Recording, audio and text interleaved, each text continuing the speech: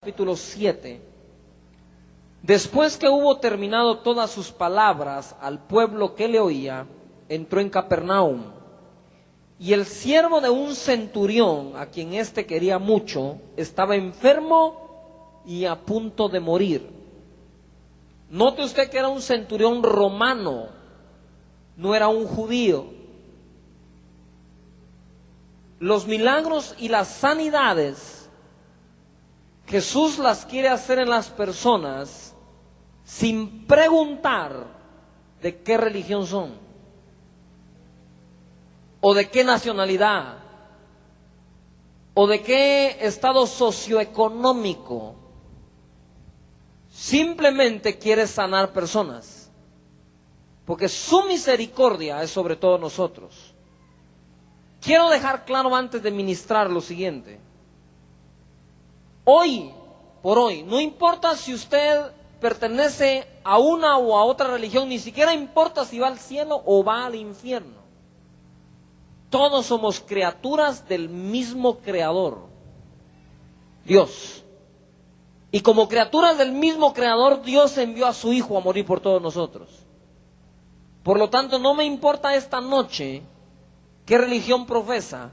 Me importa que Jesucristo en la cruz del Calvario derramó su sangre por usted y por su herida fuimos todos curados.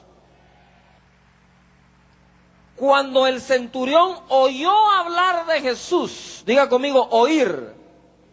La Biblia dice claramente que la fe viene por el oír y el oír. Todo el mundo diga oír y el oír. Ahora diga oír y el oír y el oír y el oír y el oír. ¿Qué hay que hacer para recibir un milagro? Oír. El libro de Gálatas, el apóstol Pablo dice claramente: ustedes recibieron el Espíritu Santo por las obras de la ley o por el oír con fe.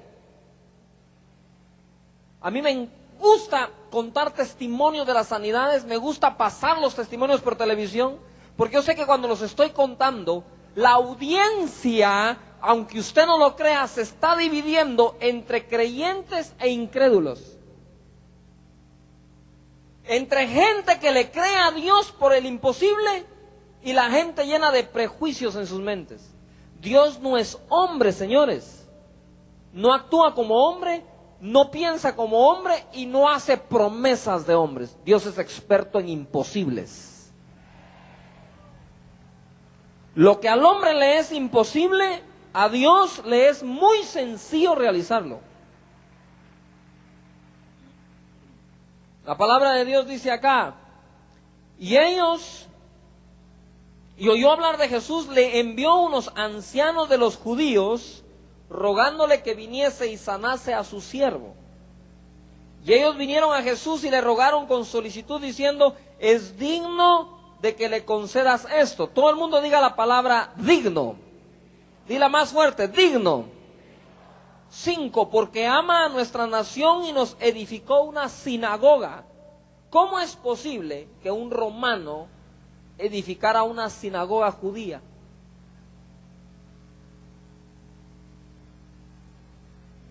Yuhu. No me pregunte cómo hicieron.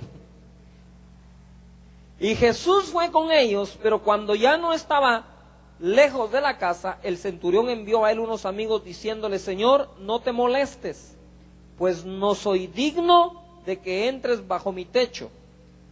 Por lo que ni aún me tuve por digno de venir a ti, pero di la palabra y mi siervo será sano.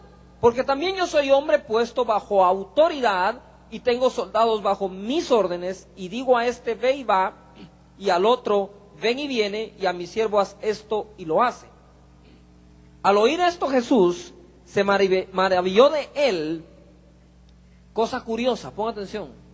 ¿Cuántos están maravillados de Jesús? Si yo le dijera a usted que Jesús se maravilla de algunos de ustedes, ¿me lo creerían? Claro. Jesús se maravilla de algunas personas también. Jesús también sabe decir: wow. Y volviéndose dijo a la gente que le seguía: os digo que ni aún en Israel he hallado tanta fe. Todo el mundo diga fe. Ponga atención a lo siguiente. Aquí hay un problema serio. Los ancianos del pueblo de Israel llegaron donde Jesús y le dijeron: hay un centurión que tiene a su sirviente enfermo, al cual ama mucho. Él es digno que le conceda su milagro. Jesús no dijo: lo siento mucho, él no es digno. No dijo nada. Cuando Jesús se acerca a la casa, el centurión manda a algunos amigos a decirle: dice nuestro amigo el centurión que no es digno de que entres bajo su techo. Es más, tan no se considera digno que ni siquiera él te vino a hablar. Pero dice él que digas la palabra y es suficiente para que el siervo sea sano. Ponga atención. ¿Era o no era entonces digno? Porque los ancianos pensaban que era digno. Jesús no respondió palabra. Y él creía que no era digno. No importa en este momento si era o no digno, lo que importa es cómo se sentía. Él se sentía que no era digno. Y los sentimientos nuevamente nos pueden engañar mucho.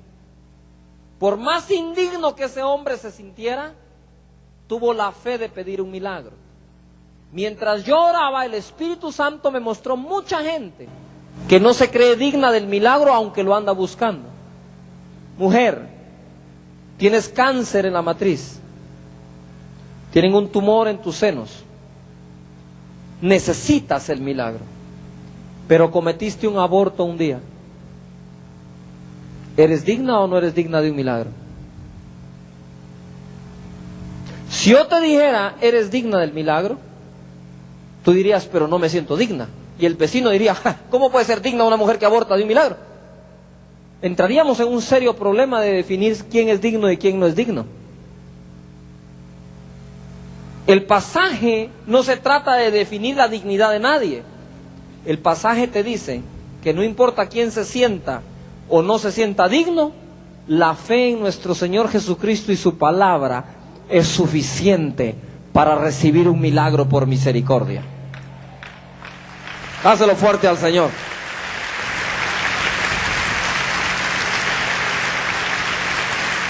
¿Por qué no sales muchas veces adelante en tu empresa? No sales adelante en tu compañía, en tu empresa, porque un día quebraste o hiciste un mal negocio y todo el día, todos los días, todo el fin de mes, cuando llega un cheque, te sientes indigno, te acusas a ti mismo, no sales de la culpabilidad. La culpabilidad te hunde, ataca tu fe. Pero yo te voy a decir una cosa: no solo la llaga de Jesús está para sanar tus enfermedades, sino la sangre del Hijo de Dios para perdonar tus pecados. Por lo tanto, esos pecados cometidos en el pasado hay que meterlos bajo la sangre del Hijo de Dios, y las enfermedades en la llaga de nuestro Señor Jesucristo. Y vamos a hacer hoy lo que llamo yo un doble play: adiós pecados y adiós enfermedades también. Pero ¿qué ocurre? Mucha gente, ponga atención, jovencitas, jóvenes que están acá, tal vez estás sufriendo de una enfermedad, has venido a las noches de gloria, has tratado de poner tu mano en el televisor y orar y recibir un milagro, y te batallas porque la fe te dice pide tu milagro, pero la conciencia te dice no eres digna de pedirlo. Y en medio, uno está en medio de esas dos cosas, es algo horrible, es espantoso. Por un rato uno cree, se precipita, lo desea, lo anhela, se extiende para tomar el milagro, y en los 3 siguientes segundos la conciencia empieza a hablar: no eres digna de un milagro, no eres